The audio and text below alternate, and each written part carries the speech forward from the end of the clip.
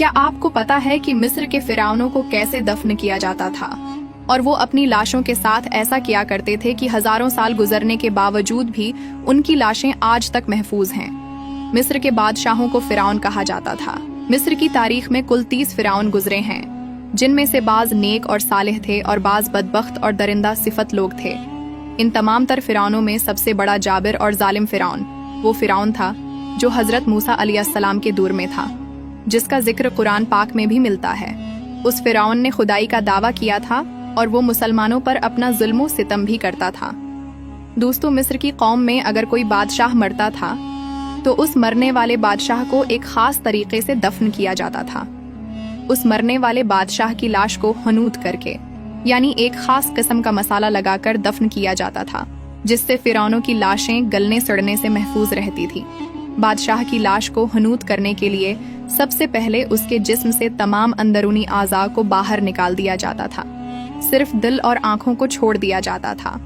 उसके बाद उसके जिस्म पे एक खास किस्म का मसाला और नमक लगा के 40 दिन के लिए रख दिया जाता था, ताकि उससे हर तरह की नमी दूर हो जाए।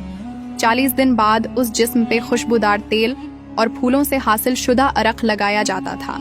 खुशबूदार अरक लगाने के बाद उस जिस्म को कपड़ों की पट्टियों से लपेट दिया जाता था। कपड़ों की पट्टियों को मजबूती से जोड़े रखने के लिए इन पट्टियों के ऊपर एक लेसदार मादा लगा दिया जाता था। उसके बाद उस जिस्म को एक लंबे संदूक में रखकर उस संदूक को बंद कर दिया जाता था। लेकिन बाज दफा संदूक में हनूत शुदा परिंदों के जिस्म भी रखे जाते थे। संदूक को बंद करने के बाद इस संदूक पे मरने वाले शख्स की तस्वीर बना दी जाती थी। संदूक को मुख्तलिफ रंगों से सजा दिया जाता था। मिस्र के लोग अपने मरने वाले बादशाह की लाश को एक खास कमरे में दफन किया करते थे। यहाँ तक कि बादशाह की जिंदगी में इस्तेमाल होने वाला सारा सामान उसके मकबरे में दफन किया जाता था, और उसके साथ साथ उस मरने वाले बादशाह की जिंदगी के तमाम तर हालात उस कमरे की दीवारों पर एक तहरीर की सूरत में लिख दिए जाते थे।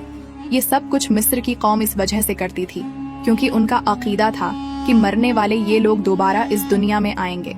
दोस्तों, आपको ये भी बताते चलें कि मिस्र में सिर्फ बादशाहों की लाशों को ही हनूत नहीं किया जाता था, बल्कि बहुत से अमीर लोग भी अपने प्यारों की लाशों को हनूत करवाते थे, और इस काम को सर अंजाम देने के लिए मखसूस लोग तैयार किए जाते थे, जिनकी हनूत करदा लाशें हजारों साल गुजरने के बाद आज भी मिस्र के अजायब घरों में महफूज हैं। मिस्र के लोग इंसानों की लाशों को हनूत करने के साथ जानवरों की लाशों को भी हनूत करते थे, जैसा कि बिल्ली, शेर, कौवा और बंदर की लाशें। दोस्तों, हम उम्मीद करते हैं कि आपको हमारी वीडियो अच्छी लगी होगी। अगर आप इहराम मिस्र से मुताल्लिक भी जानना चाहते हैं तो हमें कमेंट सेक्शन में बताएं और हमारे पेज को लाइक करें।